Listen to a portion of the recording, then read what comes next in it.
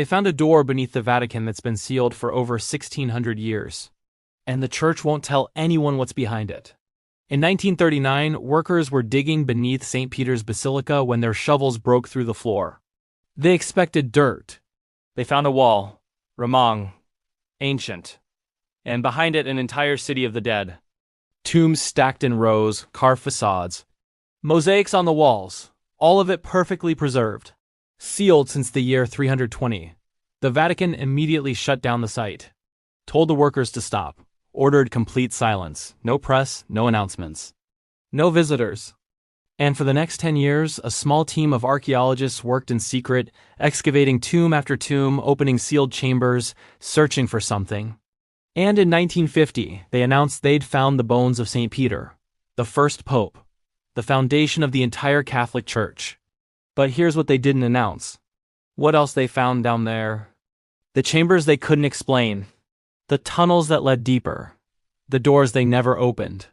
Because even today, 85 years later, large sections of what lies beneath the Vatican remain restricted, sealed, off limits even to scholars with permission. And nobody will say why. The discovery happened by accident. Pope Pius XI had just died. The Vatican wanted to bury him in the crypt beneath the Basilica, where popes had been buried for centuries. Workers started digging. Standard procedure. Nothing unusual. Until the shovel hit stone. They cleared the dirt. And they realized they were standing on top of a roof. A Roman mausoleum. Buried 20 feet beneath the Basilica floor. The new pope, Pius XII, made a decision. Keep digging. Find out what's down there. And find the tomb of St. Peter. Because according to Catholic tradition, Peter was crucified in Rome in 64 AD, executed by Emperor Nero, and Christians buried him on Vatican Hill in a simple grave. And 250 years later, when Constantine converted to Christianity, he built the first basilica directly over that grave. He leveled the hill, filled in an entire Roman cemetery, buried hundreds of pagan tombs, all to construct a church over the spot where Peter supposedly rested. For 1,600 years, that was the story. Accepted on faith. Never proven, never seen. Until 1939, when that shovel broke through the floor. And suddenly the Vatican had a chance to prove it. To show the world that St. Peter really was buried there, and if they could do that, it would validate everything. The apostolic succession. The papal authority. The entire foundation of Catholic power. So they started excavating, in secret. No journalists, no outsiders. Just archaeologists working under Vatican supervision. And what they found was extraordinary. 22 mausoleums, massive stone structures, elaborate, expensive, built for wealthy, Roman families in the 1st and 2nd centuries. Pagans, people who worshipped Jupiter, Mercury, Bacchus. Each mausoleum held dozens of burials, bodies in sarcophagi. Cremation urns, carved inscriptions, frescoes on the walls. Mosaics on the floors. This wasn't a simple graveyard. This was a necropolis. A city of the dead. And it hadn't been underground when it was built. It was open air. Tombs lining a road, visible, public. But when Constantine built his basilica in 320 AD, he buried it all. Raised the ground level by over 20 feet. Filled every tomb with dirt and rubble. Sealed the entire cemetery. Deliberately. To preserve what was underneath. Because somewhere in that necropolis, Christians believed, was Peter. And Constantine wanted his church built directly over Peter's grave. So the archaeologists knew what they were looking for. A Christian burial. In the middle of a pagan cemetery. Something simple. Marked. Venerated. Different from the elaborate mausoleums around it. And in 1942 they found it. A small monument built into a red wall. Dating to around 160 AD, 2 columns framing a niche. A shelf. Ancient sources had mentioned this. A Christian writer named Gaius, in the year 200, wrote that if you went to Vatican Hill, you'd find the trophy of Peter, the monument marking his grave. And now, 1,700 years later, archaeologists were standing in front of it. Beneath the monument was a grave. A rectangular pit cut into bedrock, undecorated, simple. Exactly what you'd expect for a poor fisherman from Galilee. They excavated it. And they found bones, fragments scattered, mixed with dirt. Not a complete skeleton. Just pieces. And they couldn't tell whose bones they were. couldn't confirm anything. So in 1950, Pope Pius XII announced that the tomb of Peter had been found. The location was confirmed. The monument was real, but he didn't say the bones were Peter's, just that the tomb was there. And that was supposed to be enough, supposed to close the case. But it didn't, because while the official excavation was happening, something else was discovered. Something that changed the story completely. One of the Vatican officials working in the necropolis, a man named Ludwig Kaas, found a cavity in the wall next to Peter's monument, a hidden niche, and inside there were bones. Human bones. Kaas didn't tell the archaeologists. Didn't document the find, he just removed the bones, quietly put them in a box, and stored them for years. When the excavation team found out, they were furious. Kaas had contaminated the site, removed evidence without recording where it came from, made it impossible to verify anything. But Kaas believed he'd saved something important, sacred, the real relics of Peter, and those bones sat in a storage room for over a decade. Until 1953, when an Italian archaeologist named Margherita Garducci started investigating. Garducci was studying the graffiti on the walls around Peter's monument. Hundreds of inscriptions carved into the stone, names, prayers, messages in Greek and Latin, and one phrase kept appearing, Petrozini, Peter is here, over and over. Marking the spot, proclaiming it, this is the place. This is the tomb. Garducci became convinced the bones Kaas removed were the real relics. She had them analyzed, tested, and discovered they belonged to a man 60 to 70 years old, robust build, consistent with someone who'd worked physically for years, a fisherman. The bones had been wrapped in purple cloth, gold thread, deliberately moved, hidden in the wall niche. Garducci argued that when Constantine built the Basilica, Christians moved Peter's bones from the grave to the niche to protect them, to keep them safe during construction. And there they stayed, hidden, forgotten, until Kaas found them. In 1968, Pope Paul VI made it official. Based on Garducci's research, the Church declared the bones were, with reasonable certainty, those of St. Peter. Case closed, relics enshrined, proof confirmed. But not everyone agreed. Antonio Ferrua, the lead archaeologist, publicly disputed it. Said the identification was based on wishful thinking, not science. That there was no definitive proof. That the bones could belong to anyone. And to this day, scholars still debate it. Some believe they're Peter's, others don't. The Vatican says the matter is settled. But the uncertainty remains. And here's the thing. The bones aren't the real mystery. Because while they were excavating, they kept finding things that didn't fit. Things that raised questions nobody wanted to answer. One tomb, called the Mausoleum of the Iuli, had Christian mosaics covering the ceiling. But it also had pagan symbols. Images of the sun god, Dionysus, mythological scenes. A blend, as if the people buried there worshipped both.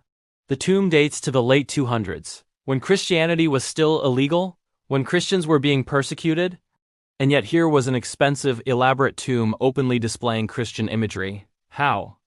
Who built it? Who was buried there? The Vatican mentioned it briefly, called it evidence of religious syncretism, the blending of beliefs, and moved on. But researchers who've studied the tomb say there's more to it. That the symbols suggest beliefs later deemed heretical. That the people buried there followed a version of Christianity that didn't survive. That was suppressed. And this tomb is just one example. There are errors, inscriptions that contradict official church history, symbols that suggest different interpretations of doctrine, burials that don't match the timeline, all of it preserved, all of it documented, but not explained, not fully revealed. And then there are the sealed sections, the parts of the necropolis tourists never see, the areas archaeologists can't access. The chambers marked as structurally unsafe or under study or simply restricted. And that's where the real questions begin. Today, you can visit the necropolis. If you book months in advance, if you're approved, if you join a guided tour of 12 people or fewer, you'll walk through some of the tombs, see the mosaics, stand in front of Peter's monument. But you'll only see about 15% of what's down there. The rest is sealed, off limits. And when researchers ask why, Vatican officials give the same answers. It's not safe. We don't have resources to excavate further. There's nothing significant in those areas. But if there's nothing significant, why keep them locked? Why not allow controlled access? Why not let archaeologists with credentials, funding, and proper preservation training explore? The Vatican says they're protecting the site.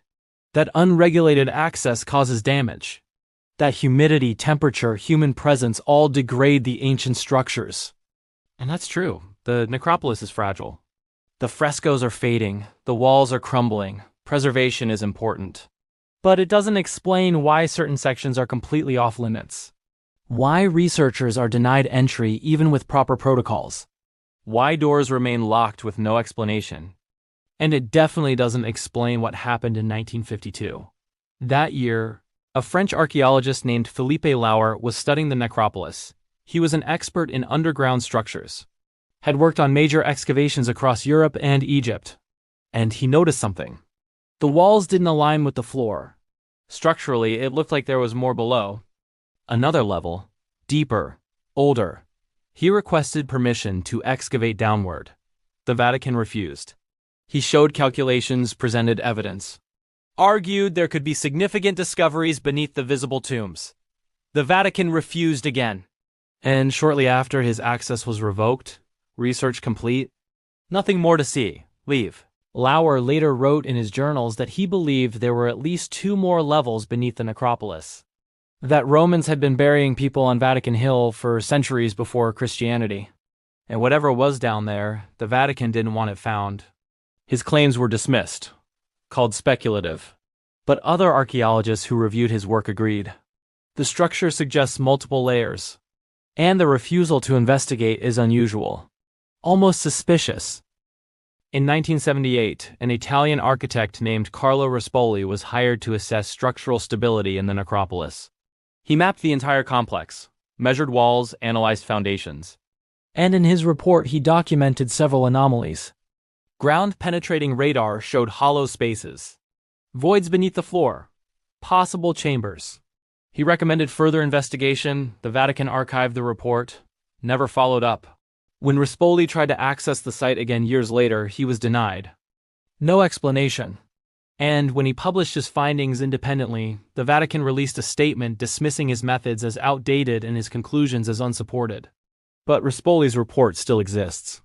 And it clearly indicates there's more beneath the necropolis. Chambers, tunnels, structures nobody has explored. So why won't the Vatican investigate? What are they protecting? The official answer is always nothing. They're not hiding anything, just being cautious, preserving what exists, protecting the integrity of Peter's tomb. But the pattern tells a different story. Repeated denials, locked doors, vague explanations. The Vatican is over 2,000 years old. It has survived empires, outlasted kingdoms, witnessed wars, and accumulated knowledge, artifacts, confessions, secrets, some revealed, some studied, some understood. But others remain locked, beneath stone, behind sealed doors, in archives requiring papal permission. And as long as those doors stay locked, speculation continues, because humans are curious. We want answers. We want to understand. And when denied, when given vague responses and bureaucratic excuses, we imagine, we theorize, we create explanations. Sometimes those theories are more interesting than truth. But sometimes they're accurate. Sometimes the locked door really does conceal something significant, something that matters. And the only way to know is to open it, to look, to demand transparency. Until that happens, the mystery remains. What's hidden beneath the Vatican was never meant to be found, but it's there, waiting, in darkness, beneath the most powerful religious institution on earth. Maybe one day we'll see it, or maybe not. Maybe some secrets stay buried forever. If this fascinated you, leave a like. Subscribe, because next week we re-exploring another forbidden place where religious authorities guard secrets that could rewrite history. Drop in the comments, do you think the Vatican is hiding something? Or is it conspiracy and speculation? What do you think is behind those sealed doors?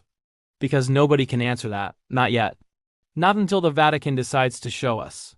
Until then, we wonder, imagine, theorize about what lies beneath, what was found, what remains hidden. In the city of the dead, beneath the holiest ground in Christianity, where saints and sinners rest side by side, where history and mystery are sealed together forever.